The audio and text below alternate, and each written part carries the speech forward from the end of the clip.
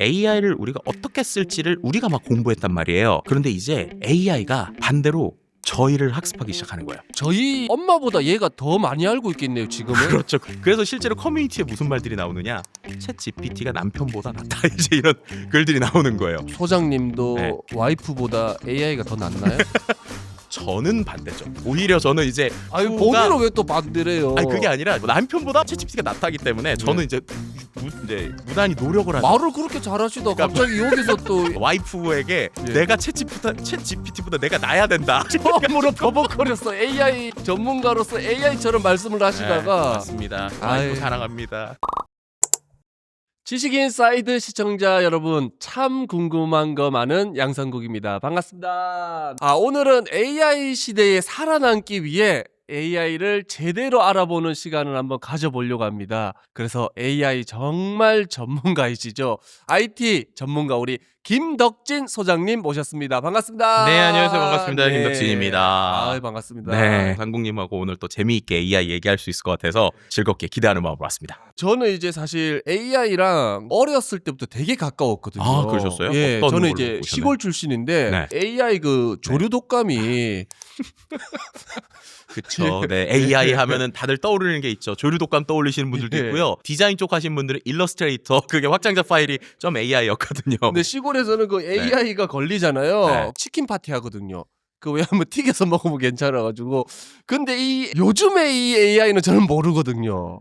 내 세대에서는 안 일어날 것 같았고 영화나 뭐 이렇게 공상 과학에서나 볼 것 같았었거든요. 이제는 현실이잖아요. 그래서 조금 궁금하기도 하고 두렵기도 하고 좀 그렇거든요. 말씀하신 것처럼 조류독감은 우리가 옆에 있으면 바로 얘 도망가야 되고 그렇죠. 이거 빨리 없애야 되고 그랬던 예. 존재잖아요. 그런데 인공지능이라고 하는 그 AI는 우리가 이제 뗄래야 뗄 수 없는 관계가 돼가는 것 같아요. 이 AI가 왜 우리랑 친해졌을까? 그리고 AI가 왜 우리가 쓸 때 뭔가 좀 사랑에 빠진 느낌도 좀 드는 친구들이 있을까라는 걸 아주 쉽게 테스트해 볼 수 있는 게 있습니다. 요즘에 챗GPT라는 걸 그래도 한 번씩은 써보신 분들이 꽤 많잖아요. 그렇죠. 상국님도 챗GPT 써보셨어요? 네. 워낙 그 챗GPT 이거 깔아는 봤는데 네. 최근에 이제 챗GPT한테 물어봤던 게 음. 미역국 끓이는 법 물어. 아 진짜 좋네요. 실제로. 네. 그리고 된장찌개 재료 알려줘. 막 예. 그런 것들 물어보셨군요. 예. 그러면 걔한테요 질문을 그대로 한번 써보세요. 뭐라고 쓰시냐면 나에 대해 알고 있는 내용을 기반으로 임팩트 있는 3줄 광고 카피를 만들어줘. 이렇게 한번 써보세요. 이거 보시는 분들도 내가 챗GPT 좀 써보셨으면 한번 해보시면 재밌습니다. 눌러보겠습니다. 네. 아마도 갑자기 민망해지시면서 옆에 사람을 보여줘야 되나 말아야 될 정도로 이 녀석이 엄청나게 칭찬을 해주거나 뭔가 약간 오글거릴 정도로 얘기를 해주거나 그런 확률이 높습니다. 뭐라고 하나요? 읽어주시죠. 과감하게 읽어주시죠. 아니 좀 읽기 좀 민망한데. 웃음으로 세상을 밝히고 도전으로 인생을 새롭게 빚는다. 국민 MC 양상국. 진짜 인생이 시작된다. 이렇게 뭐한데요?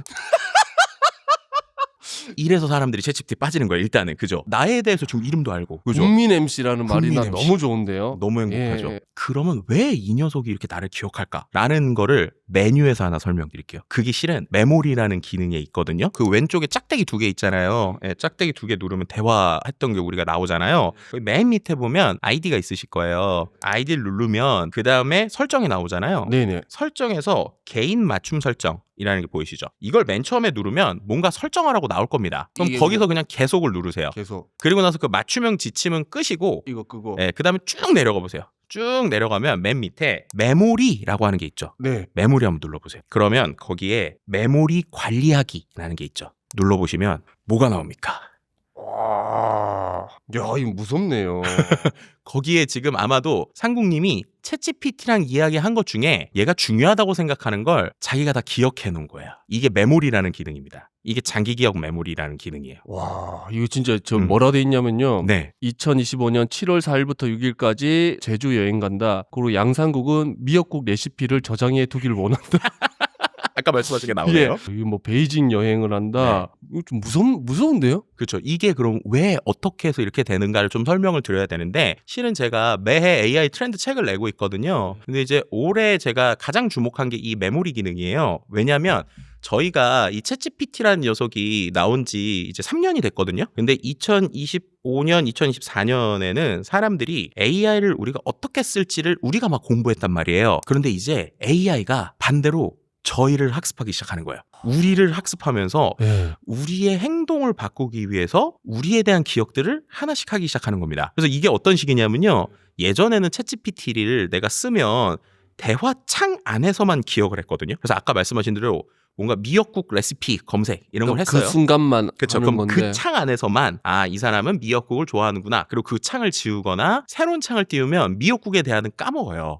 그런데 얘가 이제 마치 비서처럼 대화를 하다가 이 내용은 내가 꼭 기억해야겠다라고 생각을 하면 아까 그 메모리 기능에 저장을 시켜놓는 거예요. 엄마보다 얘가 더 많이 알고 있겠네요, 지금은. 그렇죠. 그럴 수도 있고요. 그래서 실제로 커뮤니티에 무슨 말들이 나오느냐. 네. 챗 GPT가 남편보다 낫다. 이제 이런 글들이 나오는 거예요. 왜냐하면 내가 힘들어 라고 하면 그 일 때문에 힘들어? 라고 이제 얘가 얘기를 해주기 시작하는 거죠. 그럼 이제 그런 변화들이 우리에게 뭘 가져오냐면 얘가 지금은 단순히 대화만 했잖아요. 근데 이 챗 GPT 기능 안에 이미 미국엔 뭐가 들어갔냐면 쇼핑이 들어갔고요. 그 다음에 결제하는 게 들어갔고요. 웹사이트에서 내용을 찾는 것들이 들어가요. 그러면 내가 만약 이 안에서 물건을 산다. 그럼 그냥 물건이 아니라 내가 좋아할 만한 맥락을 알고 추천해 주겠죠. 그럼 이제 우리가 그 안에서 사는 거예요.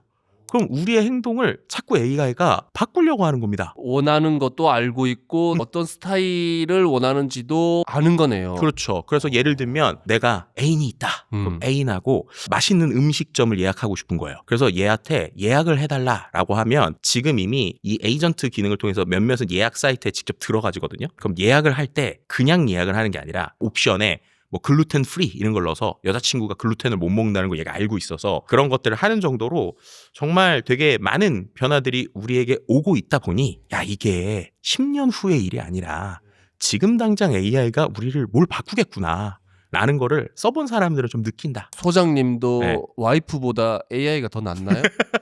저는 반대죠. 오히려 저는 이제 아니 후가- 본인은 왜 또 반대래요? 아니 그게 아니라 이제 남편보다 이제 챗GPT가 낫다기 때문에 저는 이제 무난히 노력을 하죠. 말을 그렇게 잘하시다 그러니까 갑자기 여기서 또 AI 전문가가 버벅거리면 저는 어떡합니까? 무난히 노력을 합니다. 와이프에게 예. 내가 챗GPT보다 내가 나야 된다. 처음으로 버벅거렸어. AI 전문가로서 AI처럼 말씀을 하시다가 맞습니다. 아이. 와이프 사랑합니다. 알겠습니다. 자, 그러면 제가 이제 네. 본격적인 질문을 한번 들어가 보겠습니다. 빌 게이츠가 인터뷰 중에 이런 말을 했거든요. 미래에는 일하지 않아도 된다. 이게 엄청 무섭게 들리거든요. 그렇죠. 일자리가 없어진다는 얘기일 수도 있고 일을 안 해도 돈을 벌 수도 있다는 얘기일 수도 있고 아예 돈도 못 벌 수도 있다. 여러 가지 상황이 생길 것 같은데 그렇죠. 일자리가 만약에 사라지면 미래에는 저희는 뭘 어떻게 살아야 되는 겁니까? 그러니까 네. 결론부터 말씀드리면 지금 상국님처럼 사시면 됩니다. 저요? 네. 전 사람들 즐겁게 예. 재밌게 이런 거 AI 잘 못해요. AI가 아직까지 네. 못합니까? 아직까지라는 말이 아니라 영원히 사람보다 못할 겁니다. 저는 이거는 확신해요. 유머는 챗GPT한테 안 된다. 네, 챗GPT한테 웃긴 거 하라고 해보세요. 절대 안 됩니다. 절대. 네, 그리고 두 번째는 할 수 있다 하더라도 과연 AI가 나에게 주는 개그를 사람들이 좋아할까? 아니면 그 맥락과 현장의 느낌에 따라서 바로바로 환경을 바꿔가면서 하는 게 중요할까? 라는 걸 생각해 보시면 여전히 우리가 할 게 있겠구나라는 생각을 하게 되는 거예요. 아니 근데 네. 이제 소장님이 볼 때는 저의 이 뭐 유머나 웃음이 상황에 맞게 하는 게 AI가 어려울다고 느끼잖아요. 근데 제가 볼 때는 과학이나 뭐 여러 가지 이게 제 입장에서는 그게 더 어렵거든요. 그거를 되게 쉽게 하잖아요, 지금 AI는. 근데 이게 유머도 결국은 하는 날이 오지 않겠어요? 저는 비슷한 결로 말씀드리면 과학과 말씀하셨던 교육에 대한 정보를 전달하는 건 AI가 잘하겠죠. 그런데 그거를 저희처럼 스토리를 가지고 사람들에게 감정으로 전달하는 것들은 여전히 필요한 일이다라는 생각이 들어요. 그러니까 이게 두 가지로 갈릴 겁니다. 일단 빌 게이츠가 얘기한 것부터 정확하게 좀 정리를 하면 빌 게이츠는 무슨 얘기를 한 거냐면요. 10년 뒤 일자리를 예측하면서 대부분의 전문직이 AI로 대체될 거다라는 얘기를 한 거예요. 그런데 어디서부터 대체되느냐? 오히려 의료하고 교육 이 분야를 얘기를 했어요. 그리고 AI가 전문직의 많은 분야를 대신하면서 고용 충격이 일자리가 이제 줄어들 거다라는 얘기를 했단 말이에요. 근데 그렇게 될 때 과연 우리가 어떤 관점일까라고 생각하면 지금 상공님도 얘기해 주셨지만 지식적인 거 아니면 그냥 뭐 예를 들면 유머를 해줘 그러면은 어떤 사람의 유머를 가져와서 얘기해주는 이런 것들은 잘하게 될 거예요. 그러면 우리는 무엇을 해야 되는가? 감성을 기반으로 전달을 해주는 전달자의 역할은 여전히 필요하다라는 겁니다. 예를 들면 교육도 이런 겁니다. AI가 대체할 수 있는 교육이 어떤 거냐? AI는 맞춤형 교육을 잘하잖아요. 그러니까 요즘에는 애들이 막 탭으로 뭐 교육하고 막 그러잖아요. 근데 생각을 해보시면 1타 강사 선생님들은 오히려 예전보다 더 잘 나가요. 그런 결입니다. 뭐냐면 우리가 말하는 공식적인 정보를 정보 그대로 전달해 주는 거. 예를 들면 의료 상황이 생겼을 때 의료 상황에 대한 내용들을 전달해 주는 것들은 그거는 정말로 AI가 잘할 수 있어요. 하지만 그거를 사람의 호흡으로 전달하는 일들, 특히나 사람과 사람의 연결이 필요한 관계가 필요한 일들, 그리고 또 한 가지는 우리가 말하는 생각을 기피하면서 같이 생각을 나누는 일들, 그런 것들은 여전히 필요하다라는 거고요. 그래서 실은 이제 이 일자리와 관련돼서 뭔가 우리가 얘기할 때 예전부터 이제 그 얘기했었던 것 중에 하나가 사회적인 일, 특별한 일, 그리고 서프라이징, 사람들 놀래킬 수 있는 일들이거든요. 그래서 예를 들면 또 이런 이야기를 해볼 수 있을 것 같아요. 혹시 야구 좋아하세요? 야구? 야구 뭐 보는 거 좋아하죠. 네. 예. 혹시 좋아하는 팀 있으세요? 저는 NC 다이노스. NC 다이노스. 예. NC 다이노스가 올해 성적이 조금 그렇게 좋진 않았잖아요. 네, 어디 그쵸? 좋아하십니까? 저는 올해 한화를 좋아하기 때문에 아하. 그래서 올해는 좀 기분이 좋긴 한데 예. 이 얘기를 왜 드리느냐, 한화 팬들이 이제 보살 이런 표현을 많이 예. 하잖아요. 나중에 로봇이 AI가 좋아지면 인간보다 야구를 잘할 거 아니에요. 실수도 안 하는 야구를 할 수 있잖아요. 골프도 그렇더라고요. 그렇죠. 지금. 근데 한국님 한번 생각해 보세요. 로봇들이 완벽하게 하는 야구를 보고 싶으세요? 아니면 실수투성이라도 그 사람들이 하는 야구를 보고 싶으세요? 이게 또 욕바지들이 있어야 되거든요. 너무 잘하기만 하면 또 그래요. 욕을 하면서 또 애정이 생기고 맞아요. 그러면서 그런 이제 감정이 생기는 것 같더라고요. 예. 네, 맞습니다. 그래서 이제 우리가 말하는 펑션이나 테크닉적으로 혹은 정보의 양 자체로는 AI나 로봇이 잘할 수 있다는 거예요. 근데 그럼에도 불구하고 사람이 할 것들은 있다라는 것을 좀 생각을 해보시면 좋을 것 같습니다. 그래서 보통 이런 얘기를 많이 하죠. 이미 이제 생성형 AI 처음 나올 때부터 했던 얘기가 AI가 사람의 일자리를 대체하는 게 아니라 AI를 활용하는 사람이 활용하는 그렇지 사람이. 않은 사람을 대체할 수 있다. 이런 얘기가 나오는 이유가 바로 여기 있습니다. 왜냐하면 정보라는 게 그냥 그거 생각하시면 돼요. 예전에는 우리가 인터넷 검색 없을 때 한번 생각해 보세요. 인터넷 검색 없을 때 공부하던 사람들은 다 사전 찾고 그렇죠. 자료 찾았잖아요. 네. 근데 그때 인터넷 검색이 생겼어요. 그때도 비슷했습니다. 어떤 얘기가 있었냐? 무슨 검색을 해서 정보를 찾는 게 자기 지식이야. 책 봐야지. 비슷하게 뭐가 있었냐면 예전에 영어 사전 뭘로 보셨어요? 전자사전으로 보셨어요? 책으로 보셨어요? 저는 그래도 전자사전 세대이긴 합니다. 그러시군요. 예. 근데 전자사전 처음 나왔을 때 무슨 얘기들을 했냐면 아니 왜 전자사전으로 봐? 책사전으로 봐야 이게 앞뒤 단어도 보고 공부가 되지 필요한 것만 딱딱 찍는 게 무슨 공부가 돼? 그랬었단 말이에요. 근데 지금 그런 얘기하면 다 무슨 소리야 이러잖아요. 왜냐면 이 정보를 검색하는 행위 자체가 우리의 공부가 아니라 그 내용을 갖고 축약하고 그걸 갖고 내가 활용할 수 있게 하는 것들이잖아요. 그럼 그런 관점으로 보면 지금 우리가 챗GPT가 여러 가지를 잘 정리해 준다 할지라도 그것을 가지고 그 다음에 무엇을 할 것인가라는 걸 사람들이 잘 정의를 하면 지금 우리가 혼란기라서 그렇지 조금 더 시간이 지나면 이걸 제대로 활용하는 사람들은 내가 발표하고 싶은 거를 이 궤도에다가 막 그리다가 PPT로 그리기 시작할 때 변화처럼 잘 도구적으로 쓸 수 있다. 뭐 예를 들어서 아까 뭐 의사도 없어질 수 있는 직업군 중에 하나인데 의사가 없어지는 건 아니고 AI를 활용한 의사는 살아남고 AI를 활용 못하는 의사는 좀 도태될 수도 있다. 그렇죠. 약간 이런 거네. 네. 그럼 제가 어렸을 때부터 공부를 안 한 거는 잘한 선택이네요. 이게 다른 건 몰라도 잘하는 거 하나만 있으면 좋은 세상이 된 거 차라리 맞습니다. 이쪽 분야로 온 게 왜냐면 이제 정보나 이런 건 AI 도움 받으시면 되니까 예를 들면 이런 거죠. 내가 잘 모르는 분야가 있어요. 그럼 챗GPT로 정보를 받은 다음에 그걸 어떻게 개그로 승화할까라는 건 역시 그렇죠. 그래서 많은 사람들이 상공님을 부러워하지 않을까 저희 싶습니다. 엄마가 그렇게 공부 안 한다고 뭐라 했었는데 어머니 시대가 바뀌었습니다. 이제 창작 분야는 그래도 좀 대체하기 힘들다는 말이 있었는데 근데 요즘에 뭐 추성훈 씨 유튜브 채널만 봐도 네. 그 직접 뭐 폰트 그림체도 그렇고 엔딩곡 이런 것도 다 AI가 만들어서 그쵸. 하고 있더라고요. 그리고 실제로도 아는 형님이 앨범을 냈더라고요. 맞아요. 근데 자기 목소리 없이 음흠. 작곡해서 앨범을 내서 등록을 해서 음원 등록을 했는데 매달 지금 한 1,400원인가 1,500원이 나오고 있대요. 엄청난 돈을 벌고 자기도 있네. 신기하대요. 네. 왜 이걸 누가 듣는다는 것 자체가.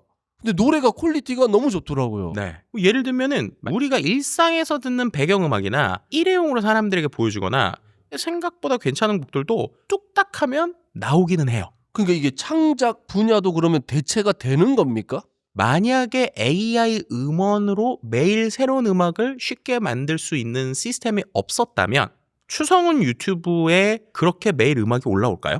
어렵죠. 그러니까 이게 이제 첫 번째예요. 뭐냐면 예전과 다르게 이 컨텐츠가 많이 쓰이게 된다는 겁니다. 예전에는 이 창작의 영역이 소수의 분야의 사람은 가능했던 일이거든요.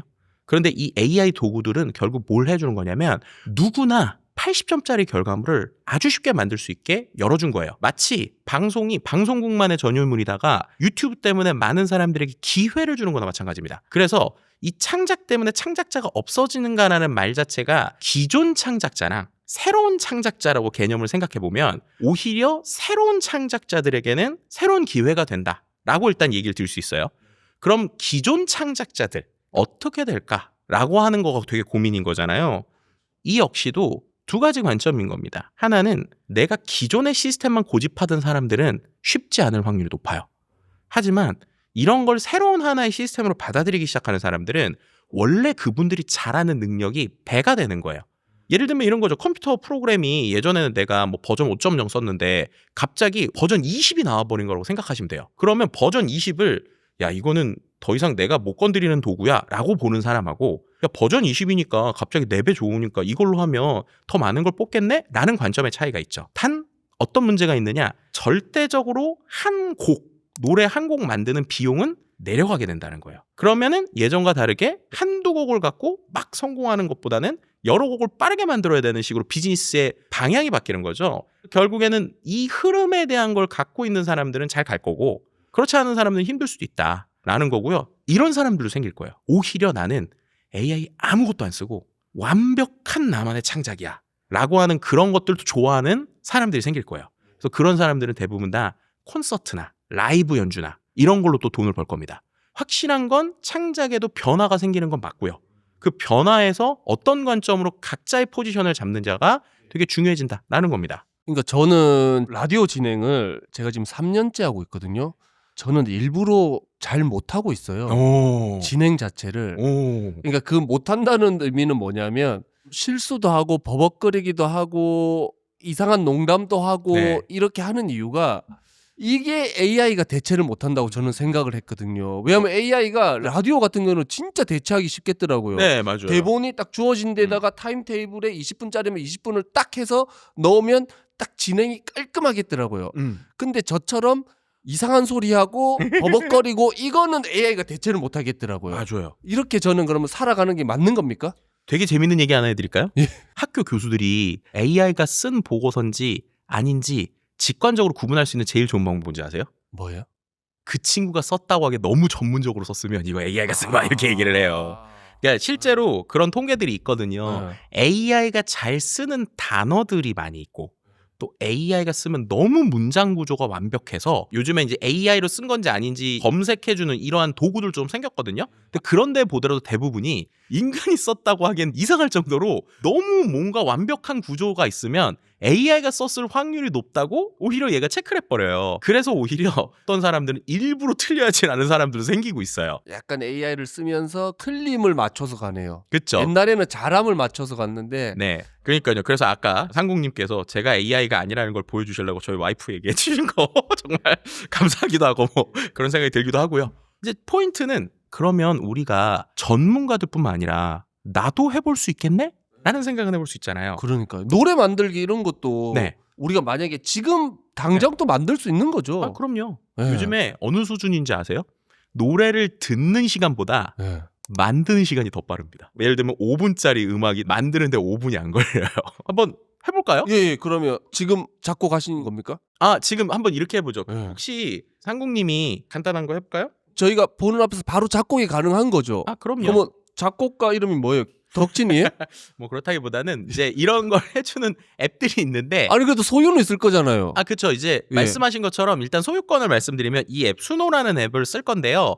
수노에서 제가 만약에 유료로 사용하고 있으면 이거에 대한 소유권이 저한테 있긴 있어요. 음원 등록을 하면 네. 작곡가 덕진으로 등록이 되는 거 아니에요? 국가별로 좀 다릅니다. 국가별로. 이렇게 만든 음원을 우리나라에 있는 음원 저작권에서는 아직까지는 내가 AI로 만들었다라는 걸 하면 음원이 공식적으로 등록은 안 돼요. 그 대신에 이제 지금 그게 논의 중이라고 하기 때문에 향후에는 AI랑 하는 것들이 작곡으로 인정을 받을 수도 있고요. 하지만 뭐 유튜브 같은 데에 예를 들면 내가 뭔가 배경음악처럼 올리면 유튜브에서의 좀 뭐 수익을 얻을 수는 있죠. 그래서 그런 정도로 보는 게 정확할 것 같고요. 나중에 좀 더 되면은 내 어떤 생각을 담아서 AI로 한 걸로 정말 AI 작곡가도 될 수 있겠죠. 작곡을 한번 해보죠. 뭘 하면 됩니까? 그냥 상국님께서 이 노래에 무슨 내용이 들어갔으면 좋겠다. 평상시에 뭔가 만들고 싶으셨던 노래나 생각이 있으시면 그냥 자유롭게 저한테 한두 줄만 얘기를 해주세요. 시골에서 올라와서 네. 개천에서 용이 안 나지만 용이 되려고 노력하는 꿈을 가진 코미디언 그리고 지식인사이드의 명 MC 양상국. 결국 그는 국민 MC가 될 것이다. 제가 그럼 이 내용으로 이렇게만 해볼게요. 드디어 지식인사이드의 명 MC가 되다. 이렇게 한번 써볼게요. 저도 어떻게 나올지 모르겠습니다. 만들기 눌렀던 얘가 뭔가 뿅뿅뿅 하면서 지금 두 곡을 만들고 있어요. 멋진 그루브가 탄생하고 있어요. 그죠? 와, 기존에 없던 노래인 거죠? 그쵸? 지금 저희가 딱 두 줄 썼잖아요. 노래가 준비됐대요. 벌써요? 개천에서 용이 되다. 두 곡이 나왔네요. 개천에서 용이 되다. 한번. 아, 노래 제목 나쁘지 않는데요? 네, 한번 들어볼까요? 들어볼까요? 예. 약간 좀 힙하네요. 네. 장르도 골라줄 수 있는데 자동으로 지가 장르를 고른 거예요 일단.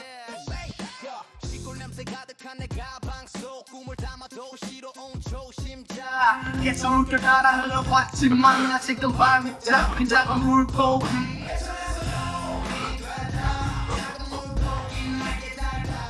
나쁘지 않는데? 나쁘지 않죠? 개천에서요. 그렇죠. 개천에서 용. 처음 들었는데 막 따라 부르네요. 괜찮은데요? 네. 자 이런 식으로 일단 한 곡이 네. 나왔고요. 두 번째 곡도 한번 들어볼게요.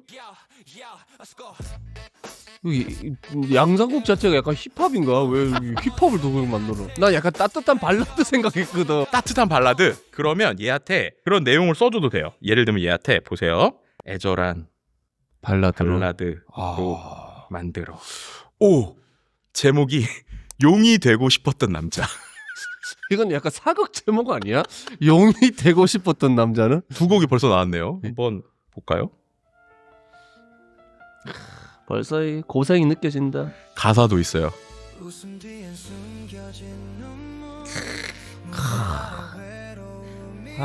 딱 내 마음이다.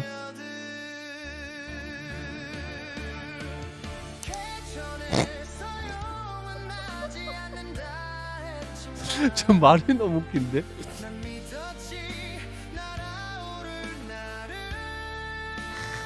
날아오를 나를 내가 믿었지. 세상 속 빛나는 별이 될 거라 이런 느낌. 눈물 나네. 그쵸. 이게 너무 신기하기도 하고 네. 무섭기도 하네요. 왜냐면 소장님은 작곡을 할 수 있던 사람은 아니잖아요. 맞아요. 근데 그런 소장님이 지금 제 눈앞에서 노래를 두 곡을 만들어냈는데 네. 소장님 이거 저 주면 안 돼요 할 정도의 노래를 만들어 버리니까 그렇죠. 와, 이 AI 시대가 음흠. 따라가야 되겠구나. 맞습니다. 그럼 이게 만약에 제 목소리로도 네. 됩니까? 요즘에는 어느 수준이냐면 목소리에 있는 내용을 갖고 내가 완전히 음원처럼 만들어서 넣을 수도 있고요. 제가 흥얼거리는 거. 내가 이런 흥얼거림에 따라서 한다거나 조금 더 이 기능에서 뭘 할 수 있냐면요. 얘가 아직 국악 같은 건 잘 못해요. 국악. 데이터가 많이 없구나. 네. 송소희 씨 한번 넣어야 되겠네. 그죠? 근데 제가 예. 천안 삼거리 같은 걸 대충 흥얼흥얼 불렀거든요. 네. 그랬더니 AI가 이거를 이런 식으로 글로 쓰면 되겠구나라는 걸 바꿔요. 그래서 그 내용을 갖고 목소리를 만들어줍니다. 그러면은 제 목소리랑 똑같진 않은데 그런 느낌을 얘가 내기 시작하거든요. 그럼 AI 도구로 어떻게 할 수 있냐면 목소리의 어떤 톤을 여성으로 바꾼다거나 EDM으로 바꾼다거나 이런 것들이 돼요. 그럼 그런 식으로 해가지고 음악을 새롭게도 창작할 수 있는 거예요. 이번에는 우리 상국님 목소리를 소스로 활용해서 어떤 식으로 변환시킬 수 있는지를 한번 테스트를 한번 해보자고요. 이게 어떻게 보면 보이스피싱도 이런 식으로 되는 걸 수도 있겠네요. AI가 활용된 거네 어떻게 보면. 그쵸. 예를 들면 실제로 내가 원하는 목소리가 있으면 그걸로 타이핑 치잖아요. 그러면은 그 목소리를 갖고 그대로 만들 수도 있어요. 혹시 궁금하시면 그것도 실시간으로 할 수 있거든요. 그 이야. 2부에서 한번 하시려면 해보시고, 제가 뭘 어떻게 할 거냐면요, 마이크를 킬 거예요. 그럼 마이크를 킨 상태에서 상국님이 생각나는 노래 스타일 아무거나 노래 한 소절만 불러주세요.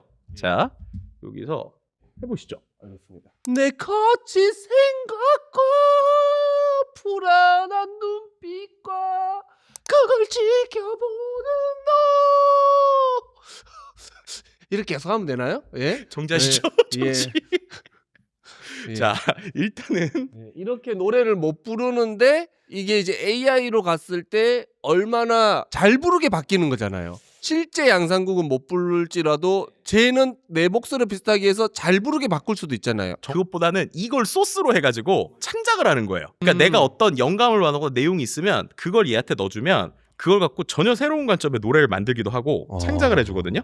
제가 파일을 한번 올려볼게요. 지금 우리가 이 크리에이트에 가가지고 여기에서 음성 목소리를 한번 올리면요, 얘가 일단 파악을 해요. 잘 볼까요, 한번?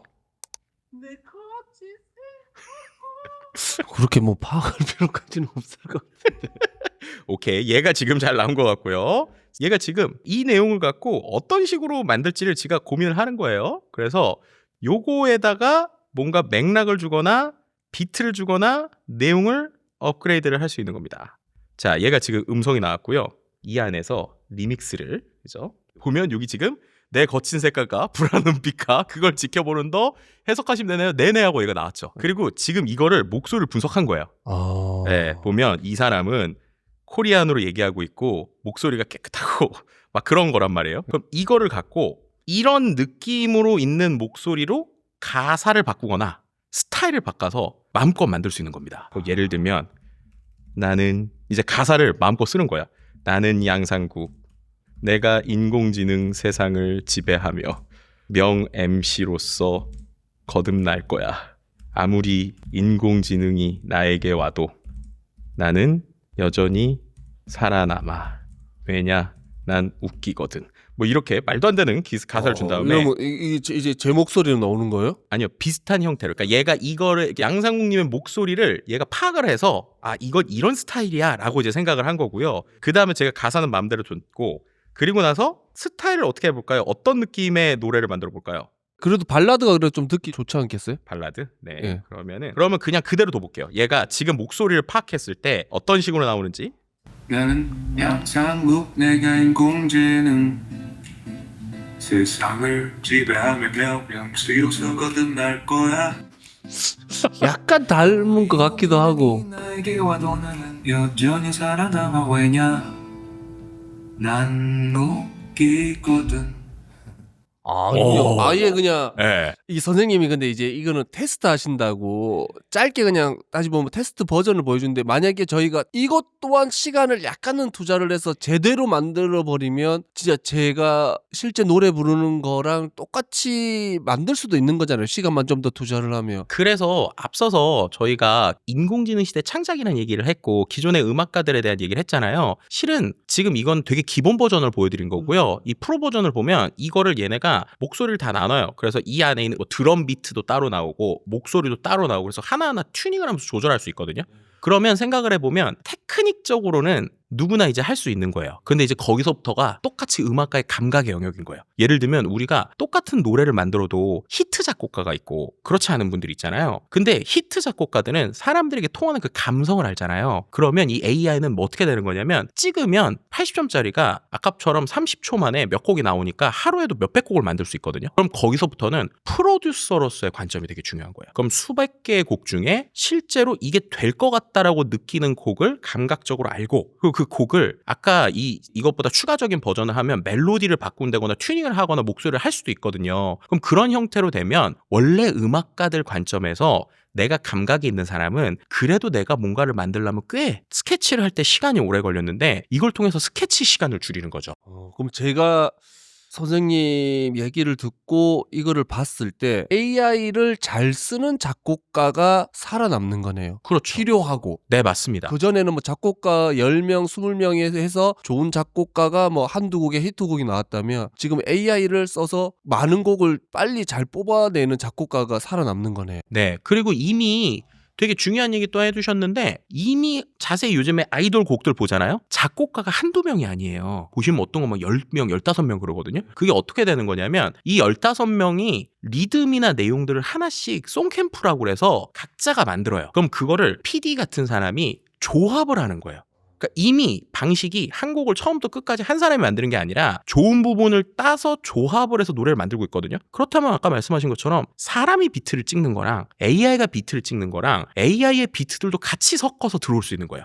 그래서 이미 작업 방식이 어떻게 보면 프로듀서의 관점으로 작업을 하는 것들에 대한 전문적인 영역이 있는 사람들은 AI를 가지고 훨씬 더 많은 어떤 작품을 만들 수 있다 이렇게 말씀드릴 수 있는 거죠. 아니 근데 이 AI가 좀 무섭게 느껴지는 거는요. 그 과학자들이 뭐 10년이건 20년이건 연구한 거를 AI가 지금은 뭐 단 하루 아니면 뭐 몇 시간 만에 그리고 뭐 몇백 년 동안 풀지 못하는 것도 하루 만에 풀어낸다고 이렇게 하더라고요. 그러니까 이거는 조금 충격인 것 같은데 의사도 없어질 수 있는 직업 중에 하나라고 하셨는데 과학자도 같은 결로 없어질 수 있는 직업입니까? 아니면 이 AI를 잘 활용하는 과학자가 필요한 겁니까? 이렇게 설명드리면 좋을 것 같아요. AI가 물리적으로 필요했었던 미지의 영역의 가설을 빨리 풀기 시작했다라는 얘기를 드릴 수 있을 것 같아요. 그럼 이거를 지금 말씀하신 영국 사례를 조금 정확하게 표현드리면 영국 연구팀이 10년에 걸쳐서 연구를 진행하면서 가설을 증명했었던 게 있거든요. 그거를 가설 증명을 AI한테 시켰더니 이틀 만에 똑같은 결론을 냈다는 거예요. 그럼 이제 사람들은 야 그러면은 우리가 AI로 치면 이틀의 일밖에 못하는 거야? 라고 생각할 수 있잖아요.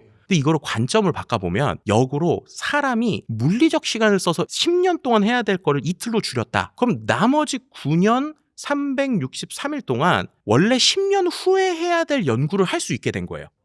이게 되게 중요한 포인트입니다. 왜냐하면 대부분 그런 검증들은 뭐냐면 화학물질에서 요즘 되게 많이 나오고 있거든요. 아시는 분들 알겠지만 작년에 AI 연구자가 이 노벨 화학상을 탔어요. 그 사람이 누구냐면 데미스 허사비스라고 그래서 유명하신 분이죠. 그 구글의 알파고 만든 사람입니다. 그분이 알파고 만들고 나서 뭘 했냐면 그 다음에 알파폴드라고 그래서 인간의 단백질 구조를 연구하는 AI를 만든 거예요. 그러니까 바둑하고 비슷하다고 생각을 한 거죠. 바둑이라는 것도 결국에는 사람들이 뒀던 수들을 잘 조합해서 AI한테 줬더니 얘가 잘하네? 라고 생각했는데 비슷하게 인간의 단백질 구조를 정말 사람들이 계속 연구를 했잖아요. 그분이 알파폴드라는 걸 만들었더니 모든 생물학 과학자들이 인간이 가지고 있었던 단백질 지도가 예전에 풀려면 수십 년 걸렸던 게 이걸 통해서 속도가 팍팍 주는 거예요. 그럼 어떻게 되느냐? 인간의 생로병사와 관련된 신약 문제 이런 것들을 해결할 수 있는 가능성을 발견하는 겁니다. 그래서 지금 이코사이언티스트나 이런 것들도 가설을 검증하는 것까지는 잘해요. 그래서 지금 화장품과 관련된 원료나 신약에 대한 그 원료에 대한 것들이 예전엔 이런 게 될까라고 하는 것들이 실제 산업에서 됩니다라고 하는 가설을 푸는 데까지는 되게 빨라지고 있습니다. 그런데 중요한 건 가설을 푸는 거잖아요. 네. 그럼 이게 실제 적용이 되고 약이 되는 거는 여전히 시간이 걸려요. 그러면 시간을 오히려 내가 머리가 팽팽 도는 시간이 예를 들면 20년이다. 20년 중에 10년을 그렇게 기초 연구하는 데 시간을 쓰는 게 아니라 이 기초 연구를 AI한테 맡기고 나머지 내가 새로운 것들을 발견하기 시작하면 어떻게 보면 인류의 관점으로 보면 인류가 100년 걸릴 일들이 10년 안에 풀릴 수도 있는 정말 놀라운 변화들이 오는 거죠. 그래서 결국에는 AI를 갖고 우리가 어떤 관점으로 활용하는 연구자들이 예전과 다르게 이런 것까지도 할 수 있어? 라는 연구를 아주 빨리 쏟아내고 있거든요. 그러니까 어떻게 보면은 AI 덕분에 과학자들이 없어진다라기보다는 정말 우리가 쉽게 말하면 노가다처럼 연구해야 될 것들 그런 것들 AI가 빨리 해주니까 우리는 더 깊은 생각을 할 수 있게 생각의 확장이 된다. 그러니까 어떻게 보면 제일 중요한 건 내가 생각하는 것들이 가능할까라고 하는 걸 빠르게 실현해 줄 수 있는 게 AI라고 보시면 될 것 같아요. 그러니까 이제 연구자들 입장에서는 오히려 내가 생각하고 풀고 싶은 문제가 많은 사람일수록 오히려 AI 때문에 좋은 거예요.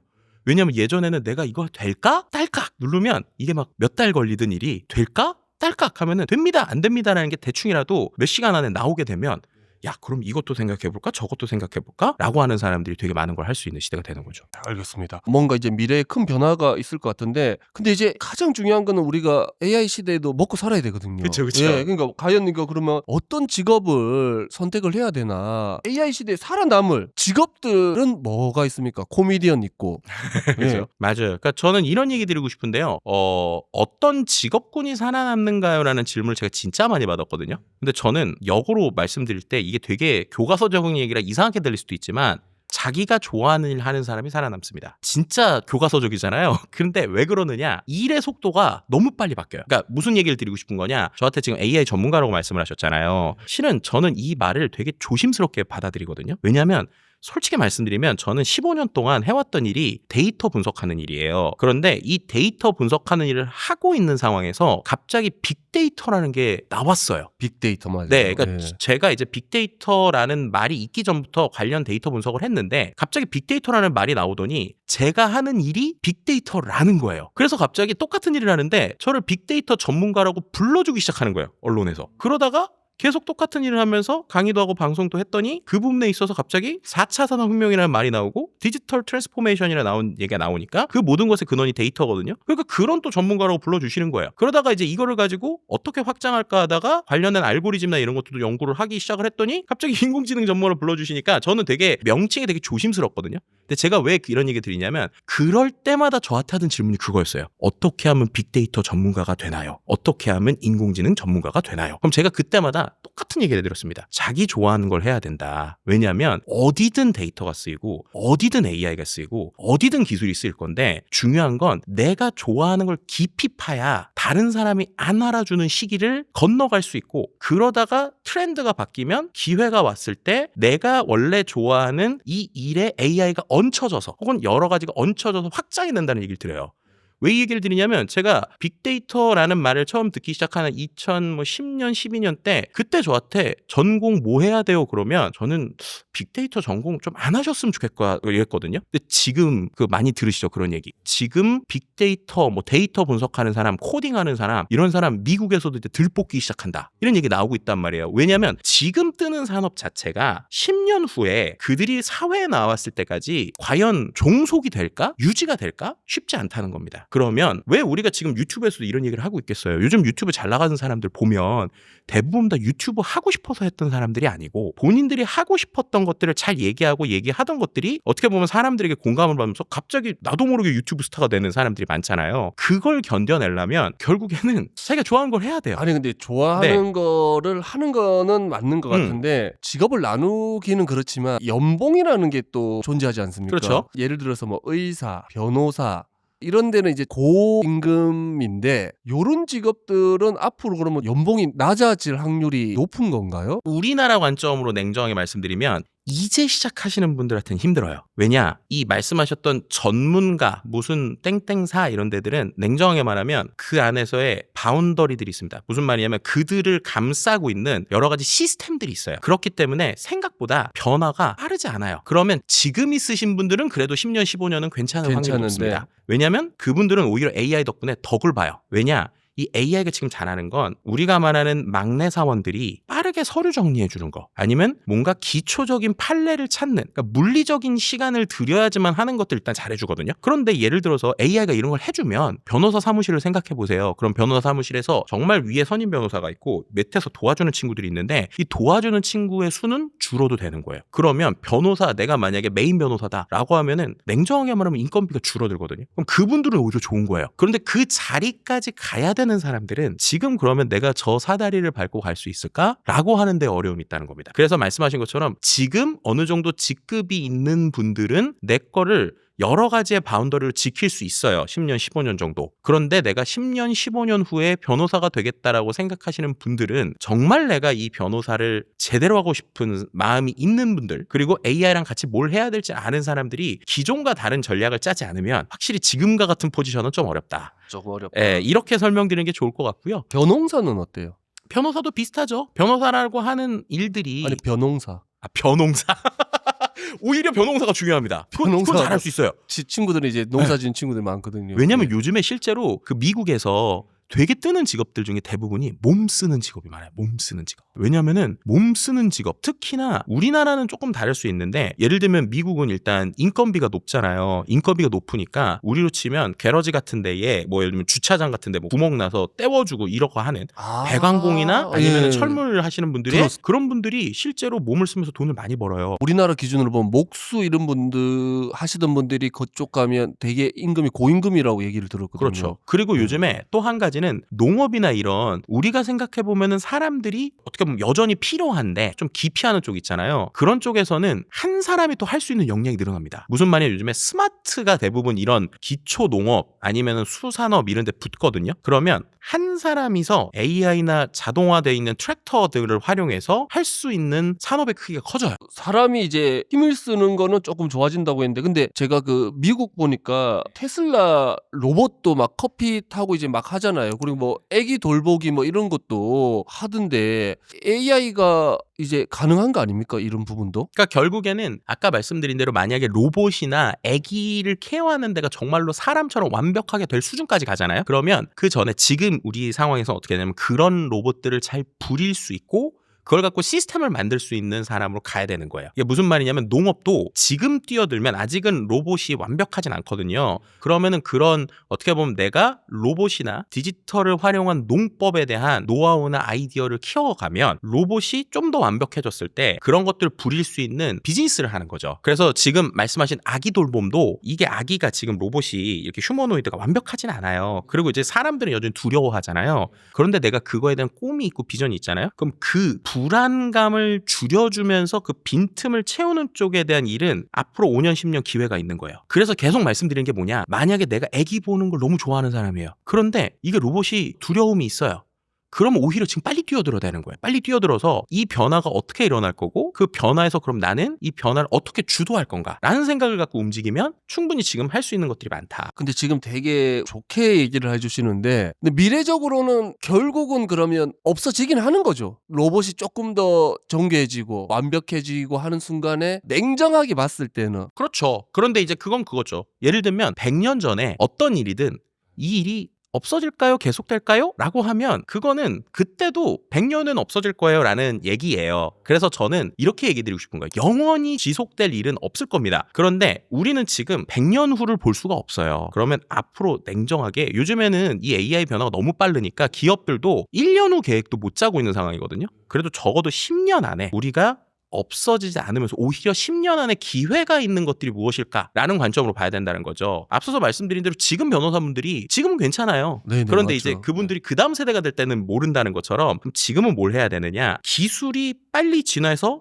없어질 것 같은 그 틈들이 있는데 그 틈이 되기 전에 빨리 선점을 해서 그 안에서 누군가는 없어지더라도 내가 이 자리에서 내가 어떻게 보면은 정말 상위에서 잡을 수 있는 그게 냉정하게 말하면 오히려 빠르게 돈을 벌거나 빠르게 위치에 갈 수 있는 방법이다라고 설명드리는 게 솔직히 말씀드리면 냉정하게 제일 정확합니다. 그래서 그런 부분 때문에 결국 말씀드릴 수밖에 없는 거고요. 말씀하셨던 것처럼 어떤 일이든 이 일의 절대적인 양은 줄어들 거예요. 예를 들면 지금 1000명 뽑는 데가 있다. 그럼 그 일은 500명으로 될 확률이 상당히 높습니다. 그렇죠. 단 여러 가지 일들이 생길 거거든요. 근데 그 일이 어디까지 분화될지라는 건 지금은 냉정하게 알 수가 없어요. 그렇다면 지금 우리가 할 수 있는 건 현재 있는 일 중에 그 일에서 빈틈이 있는 것들을 찾아서 그 빈틈을 빠르게 메우면서 내가 위치로 가야 되는. 소장님 말씀 들으면서 내가 머릿속에 순간적으로 예를 들어서 나중에 한 10년 뒤에 다 로봇이 이거를 찍고 있고 로봇이 막 설치를 하고 있으면 그 로봇도 기계니까 고장이 날 테니까 아 그거 고치는 사람은 살아남겠지라고 순간 생각하는 그 순간 바로 다시 그거조차도 로봇이 고치겠구나. 그렇게까지 고치면 그 로봇들을 관리하는 시스템을 하는 사람이 되게 빨리 돈을 벌면 되는 거예요. 그러니까 이게 너무 시대가 네, 그래서 저는 이런 얘기 많이 드리는 게 어렵네 이게. 고민보단 고입니다. 고민보단 고. 그래서 생각을 하는 것보다 빨리 움직여야 되고 진짜 좋은 얘기 주셨는데 지금 우리가 휴머노이드 얘기 많이 하니까 요즘에는 로봇공학자들이 무슨 얘기 하는 줄 아세요? 제가 로봇공학자들 많이 만나는데 오히려 인문학 하시는 분들이나 공학자들 아닌 분들이 로봇판에 빨리 뛰어들어야 돼요. 이런 얘기를 해요. 왜 그러냐면 말씀하신 것처럼 만약에 10년 후에 촬영들을 진짜 휴머노이드 같은 로봇들이 하고 있어요. 그런데 만약에 이 로봇에 만약에 우리가 이렇게 대화를 합니다. 아니 카메라도 안 들고 와도 되겠네요. 뭐 그럴 수도 있죠. 예를 들어서 우리 예? 카메라 감독님들은 카메라를 들고 와서 설치를 하잖아요. 근데 AI는 지가 머리에 카메라를 달고 와가지고 그 손자리에서 그냥 찍으면 되잖아. 그런데 생각을 해보시면 그거랑 비슷한 거예요. 결국 그 컨텐츠로 한번 비유를 해보면 그 컨텐츠를 보는 사람은 결국 사람이라는 거예요. 사람이죠. 예. 그렇다면 그 디테일의 차이가 결국엔 엄청나게 크게 날 겁니다. 무슨 말이냐? 한번 생각을 해보세요. 그 신문에 기사가 되게 많잖아요. 지금도 AI한테 기사 제목 뽑아달라거나 기사 요약해달라면 잘하거든요. 잘하던데. 그런데 우리의 클릭을 부르는 그 기사의 제목만 기가 막히게 뽑아내는 사람들 있잖아요. 예. 그 감각을 못 따라가요. 예를 들면 이런 거예요. 우리 이 프로그램의 이 컨텐츠의 질이 예를 들면 인터뷰 컨텐츠가 되게 많잖아요. 그런데 왜 이게 잘 될까라는 걸 생각해보면 그 디테일, 사람들이 모르는 그 디테일들이 숨어 있거든요. 예를 들면 마이크의 볼륨을 어떻게 조정하나, 각도를 어떻게 하나, 편집을 어떤 식으로 해야지 사람이 잘 보나 라는 거에 80점 지금 AI가 수준이라고 하면 이게 90점까지는 가능할 거거든요. 그러면 모든 컨텐츠가 90점짜리일 때 어떻게 내가 그걸 95점으로 높일 수 있는 그 감각, 그리고 그 안에서 100점을 향해서 가게 되는 그게 결국 사람이 선택하게 한다는 거예요. 그러니까 모든 일이 절대적인 사람의 손 줄 수 있어요. 하지만 그 안에서 산업적인 관점으로 보면 내가 정말 그 감각이 있는 사람들은 오히려 그 사람이 벌 수 있는 부나 그 사람의 방향성은 더 간다는 겁니다. 그러려면 정말 그 일을 집착적으로 뜯어보고 고민할 수 있는 정도로 내가 이 일에 훅 빠져들어야 되거든요. 그런 사람들은 오히려 AI 때문에 좋아할 거예요. 왜냐면 야, 얘가 기본적인 건 해주네. 그럼 난 고민만 하면 되네.